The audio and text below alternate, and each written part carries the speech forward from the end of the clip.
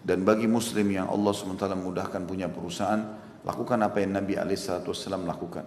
Nabi SAW melakukan pada saat pertama hijrah ke Madinah untuk membangun pondasi negara. Kata ulama ini pondasi negara, pondasi masuk dalamnya kota, desa, segala macam. Dan juga pondasi perusahaan kalau zaman kita sekarang. Yang pertama beliau membangun Masjid Kuba. Nah, kemudian berapa hari saja setelah itu langsung bangun Masjid Nabawi. Baru hari pertama di Madinah, Madinah kota kecil. Langsung Nabi SAW bangun 2 masjid sebagai simbol. Jadi semua yang jadi pemimpin di satu wilayah harus punya masjid, jami' yang orang Islam bergabung. Perusahaan minimal punya musola, tempat sholat di situ orang bisa sholat, tamu bisa sholat, orang mampir bisa sholat. Kalau bisa bangun masjid besar bagus, alhamdulillah. Saya tahu ada satu building baru dibangun di daerah Jakarta Selatan di Gatot Subroto kalau nggak salah. Kebetulan saya kenal pemilik buildingnya. Ternyata dia buat di satu lantai itu, khusus lantai 22, luas sekali, bisa nampung 3.000 orang. Dia nggak sewain sama tenan-tenannya, dia dibuka semua ruangan itu jadi musol, jadi masjid. Dan akhirnya bisa nampung sekian banyak orang. Banyak subhanallah orang berpikir mungkin ngapain satu lantai bisa disewain per meter sekian dolar. Nah, mungkin untungnya sekian ratus juta per bulan. Tapi subhanallah dia tidak berpikir begitu. Lantai lain semuanya disewain sama dia kecuali lantai itu semua harus jadi masjid. Akhirnya subhanallah banyak orang datang sewa gara-gara ada masjid itu. Dan saya diminta jadi pembina, saya jadi pembina di masjid itu. Alhamdulillah kita tata taklimnya, khutbah Jumat segala macam, masya Allah berjalan. Ini yang benar. Dia lakukan yang paling pertama ada masjidnya. Allah SWT tunjukkan itu melalui Nabi Muhammad SAW. Beliau pertama hijrah ke Madinah membangun masjid ini. Kemudian yang kedua, Nabi SAW mempersaudarakan antara muhajirin dan ansar. Bagaimana orang yang lama sama orang baru dipersaudarakan. Tidak ada lagi perbedaan antara mereka. Bahkan bisa saja orang baru datang tapi karena dia punya skill yang bagus mungkin jabatannya lebih tinggi. Itu biasa. Dan tidak boleh ada rasisme gitu. Mengatakan oh saya satu suku dengan pemilik perusahaan pasti saya akan didahulukan. Tidak. Skillnya mana? Kalau skillnya bagus, profesional ya sudah.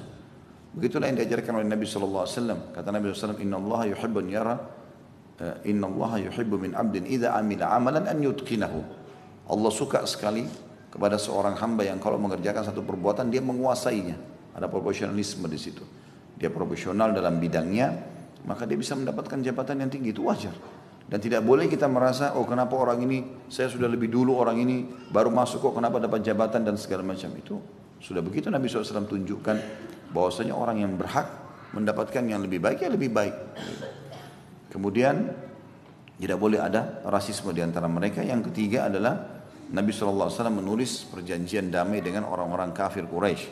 Artinya kalau ada di perusahaan, kalau misalnya ada satu perusahaan, dia punya pegawai muslim sama non muslim, maka ini harus ada kesepakatan, gitu kan? Tidak saling mengganggu. Kalau memang harus perusahaan kita membutuhkan tenaga asing atau tenaga orang non muslim, maka dibolehkan dalam Islam. Nabi SAW menggunakan jasa tawanan Badr. Di antara syarat mereka boleh bebas, kalau mereka mau bebas adalah yang bisa membaca dan menulis, mengajarkan cara itu atau ilmu itu kepada kaum muslimin, baru dibebaskan. Nah, kita boleh, kata para ulama, belajar dari orang non muslim kalau memang itu bermanfaat bagi umat, mengambil ilmunya lalu kemudian kita menerapkan di tengah-tengah umat Islam ini. Maka ini juga dibolehkan. Nah, kalau ada seperti ini ada muahad, ada kesepakatan. Kita bisa tulis kesepakatan damai. Tidak ada orang Islam mengatakan kau ini Nasrani loh, kerja di sini kau harus muslim. Tidak ada itu. Karena dalam Islam konsepnya la ikraha fiddin, tidak ada paksaan dalam agama kita. Tidak ada dalam Islam diperintahkan wajib kamu harus begini dan begitu. Tidak ada dalam Islam. Jadi kita tidak maksudnya kau harus masuk Islam karena kau ada di negara kami, karena kau ada di kota kami, karena kau ada di perusahaan kami. Tidak ada itu dalam Islam. Tidak ada paksaan. Tetapi dia juga tidak boleh melakukan perbuatan ibadahnya di kantor misalnya. Ya, karena ini ritual tidak boleh misalnya. Maka itu semua termasuk hal yang baik yang diterapkan oleh Nabi SAW, dan ini kita tarik dalam aplikasinya tentunya. Ya, karena Nabi SAW lebih besar lingkupnya, dulu negara, tapi kita tarik kepada hal-hal termasuk lembaga pun bisa diterapkan fondasi yang baik ini.